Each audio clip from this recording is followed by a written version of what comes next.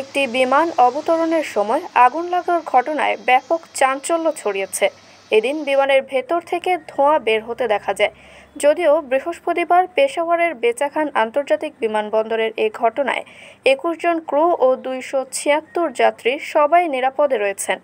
পাকিস্তানের সামা টিভির খবর অনুযায়ী SV792 বিমানটি সৌদি আরবের রিয়াদ আন্তর্জাতিক বিমানবন্দর থেকে রওনা হয়ে পাকিস্তানের পেশাওয়ারে পৌঁছায়। বিমানটি অবতরণের সময় এর ল্যান্ডিং গিয়ারে আগুন ধরে যায়।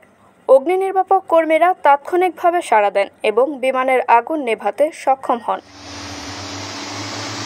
এ সময় ইমার্জেন্সি স্লাইড ব্যবহার করে ধীরে ধীরে যাত্রীদের বিমান থেকে নামানো হয়। সৌভাগ্যক্রমে যাত্রী বা ক্রু সদস্যদের মধ্যে কোনো প্রাণহানির খবর পাওয়া যায়নি, তবে আহত কয়েকজনকে প্রাথমিক চিকিৎসা দেওয়া হয়েছে। সৌদি আরব ও বিমান কর্তৃপক্ষ উভয় তরফেই জানানো হয়েছে, বিমানে আগুন লাগার সঙ্গে সঙ্গেই বিমানটিকে থামিয়ে দেওয়া হয়েছে। এর নিরাপত্তা নিশ্চিত করার জন্য ব্যাপক পরিদর্শন এবং পরবর্তী পরীক্ষা নিরীক্ষা সহ মেরামত করা হচ্ছে।